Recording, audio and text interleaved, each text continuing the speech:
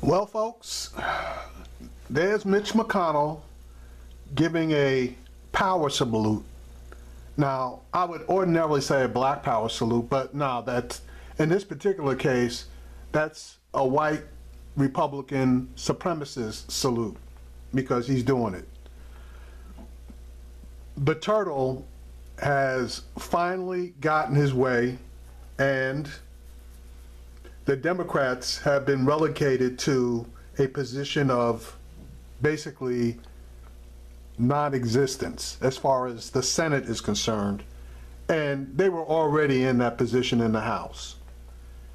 Now, elections have consequences, true enough, but I'm going to lay what happened here as far as the nuclear option being declared at the feet of stupid ass Democrats who like to bring knives to gunfights and want to take the holier than thou position.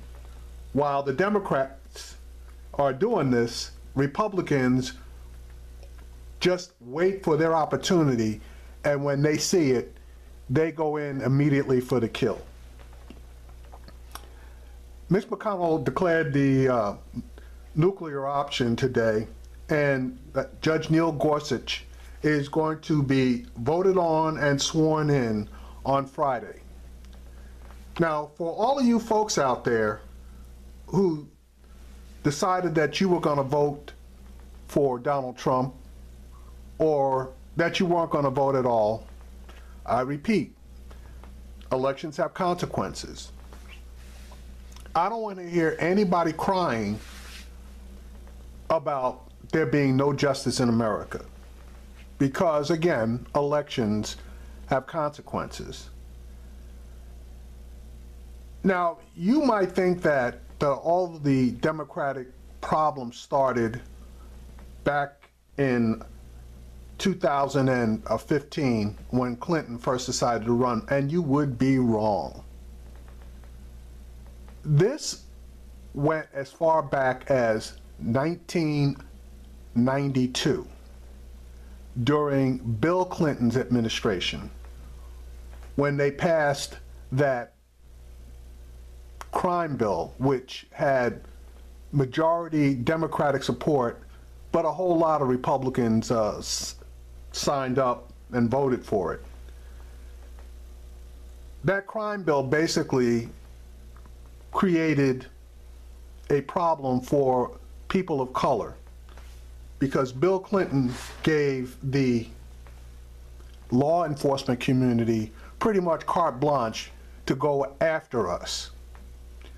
And they damn sure did. But that wasn't actually what created the problem for Hillary Clinton. For Hillary, her problem started a year later, when she, being the First Lady, but an unelected official, decided that she was going to make national health care her pet project, and she was going to get it through. She pissed off a lot of Republicans, and they assembled en masse to defeat her attempt at getting that through, even though it would have been great for the country. Now, they did throw her a bone, even though they didn't want to, and they did pass a health care bill that was designed to give children health care. It would have been a little too heartless, and there would have more than likely been a lot of fallout if they had tried to defeat that. But they never forgot Hillary Clinton and how they felt that she was arrogant enough that she could ride roughshod over the Republicans. So they kept that in mind. Now, let's fast forward to 2007. Clinton, being part of the establishment, just knew that she had that particular nomination and election in the bag. But unfortunately for her, Barack Obama showed up on the scene, and the Republicans, for whatever reason, stayed out of it.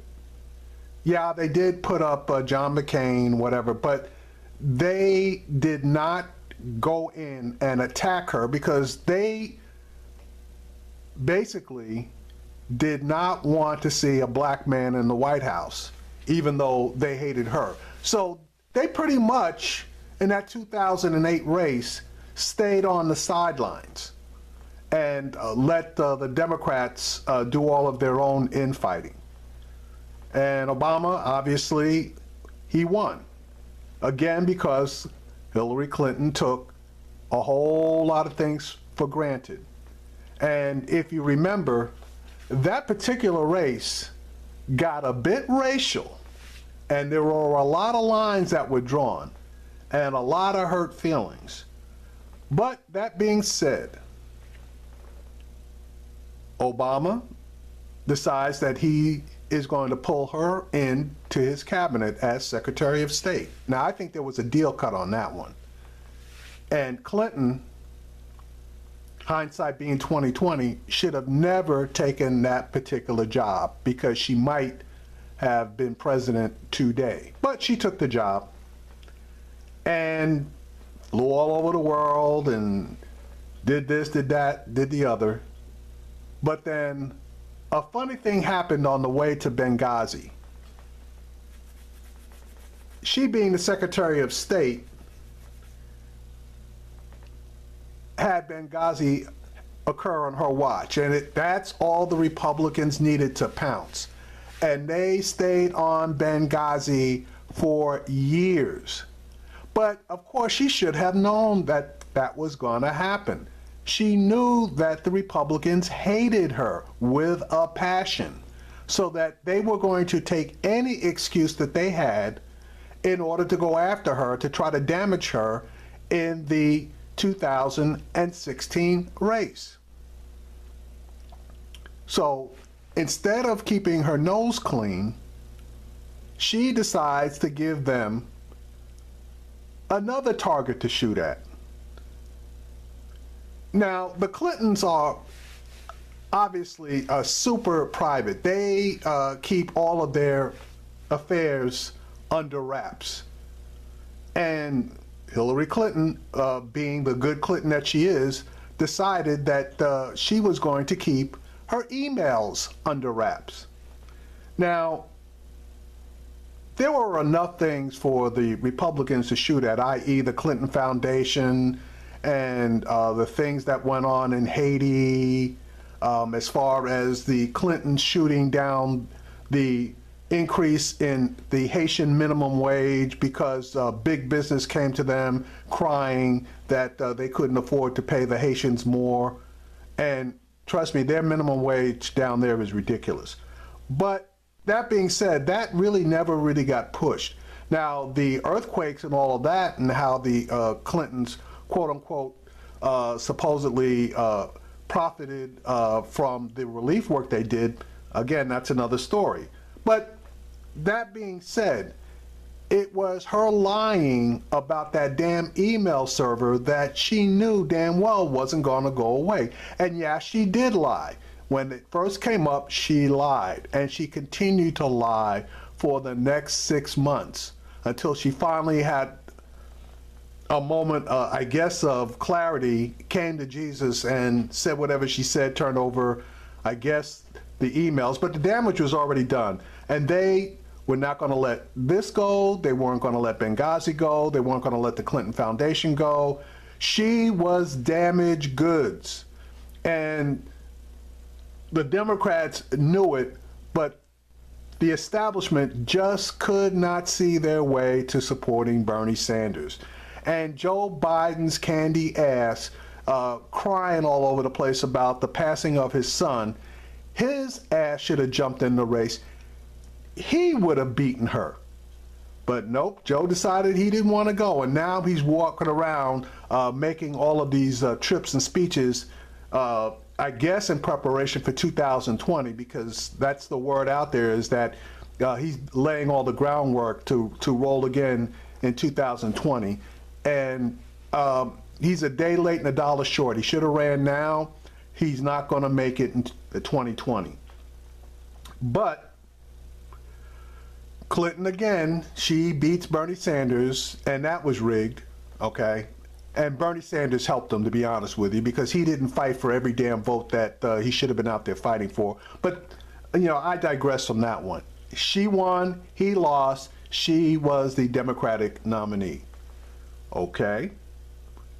She figured, as did a lot of people, yours truly included, that the numbers were basically going to be on her side, especially with Donald Trump being the total asshole that he is. But, that being said, Mr. Trump did have a fairly decent organization, and Mrs. Clinton didn't account for the fact that people were just tired of her and that she didn't have a message that resonated with anybody. Case in point, during the last 2 weeks of the election, she did not visit the Rust Belt. Even though Bill Clinton, who you can say a lot of things about him, but he is a master politician, he told her people and he told her that she needed to get her ass into Pennsylvania, into Michigan, and into Wisconsin. But Robbie Mook, yeah, that young kid who, quote unquote, knew everything, told Bill to be quiet and that they had this. So he shut up.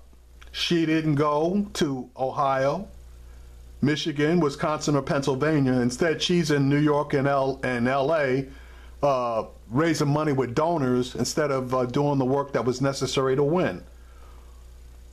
Well, that, together with not having a positive message, and then you flip in FBI Director Comey revealing that they had an investigation on her, and then issuing letters stating that they were, quote unquote, reopening the investigation, while at the same time not revealing that they were investigating the Trump campaign. That had an effect on the election, no ifs, ands, or buts.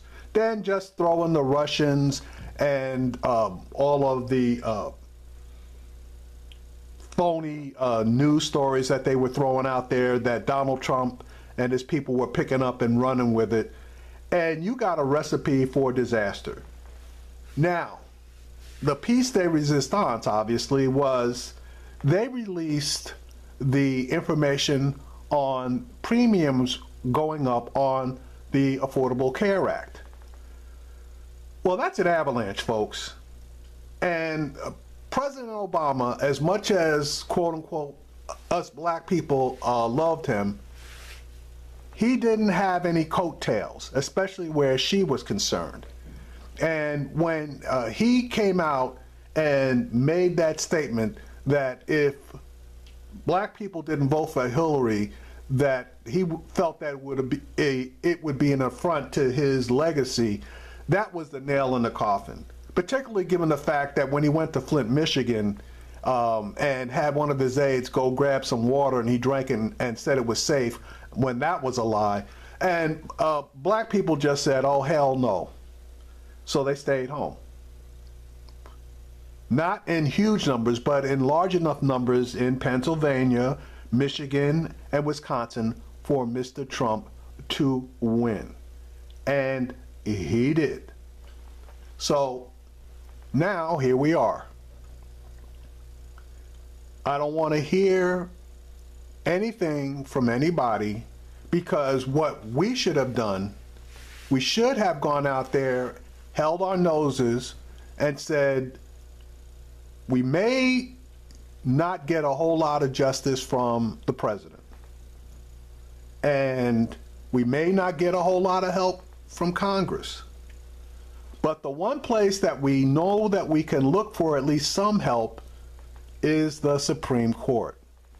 And I said it all along that I was a one-issue voter. And my issue was making sure that the Supreme Court was going to be able to pick up another progressive judge. And the only way that was going to happen was if Hillary Clinton got elected. I stated that to anybody and everybody that would listen. Well, here we are, folks.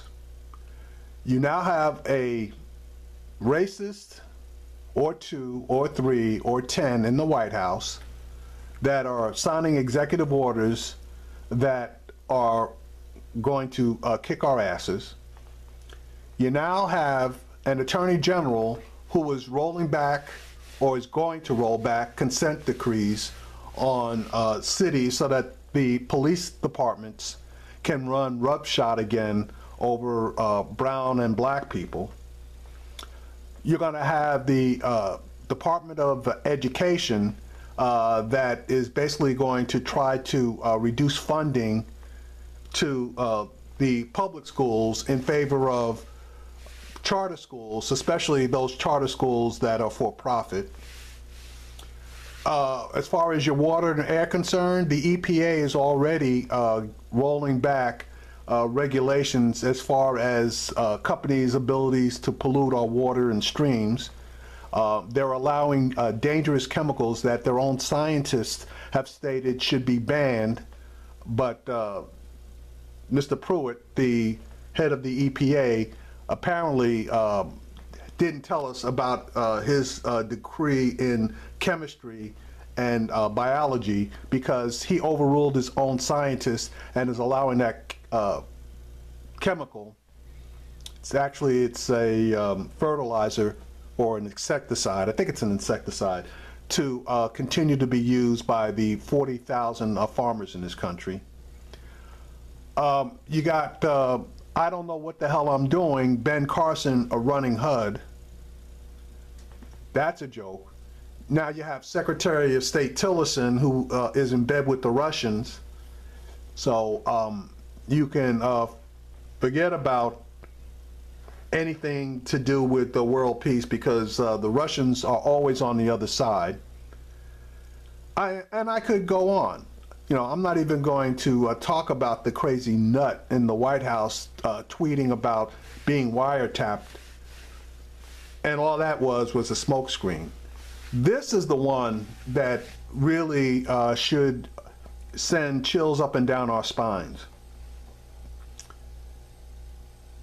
We used to have the ability to at least seek some type of redress in court, and if we didn't get a decision, I'm talking civil rights, voting rights, etc., we could appeal it. And we would appeal it through district courts, and if we didn't get a good decision there, courts of appeal, and from the Court of Appeals, it would go to the Supreme Court. Now, we won some and we lost some, but at least we felt like we had a fighting chance. Well, folks, when Mr. Gorsuch gets sworn in as the 9th Supreme Court Justice, your days of seeking redress from the highest court are basically over. This man has never seen a corporation that he didn't believe was in the right, and he never saw a private citizen that he thought wasn't wrong. And with him getting on that court, you are going to see quite a few 5-4 decisions that go against labor and the everyday man. Now, the only thing that you better pray for is that Justice Ruth Bader Ginsburg hangs on for at least another 4 years. Well, in this case, now it only has to be 3, based on what the Republicans did last year. But they'll change that rule too. So they'll take a nominee from Trump and they'll bullshit their way through and get them passed. So she's got to hang on for 4. You better hope that Justice Kennedy, who's normally the swing vote, you know, he's pretty much fair. Too bad we didn't have 2 of him. That I would have felt a lot better. But if he goes, they are definitely going to nominate a judge that is far right. So again, if you thought that by the Republicans who bought bazookas to a gunfight when the Democrats decided to bring a penknife, elections have consequences. And that 2016 election was a big one. And now we got 4 years, possibly 2, if we can flip the Senate and the House. But I'm thinking that's not going to happen now. So we got 4 years that we're going to have to survive.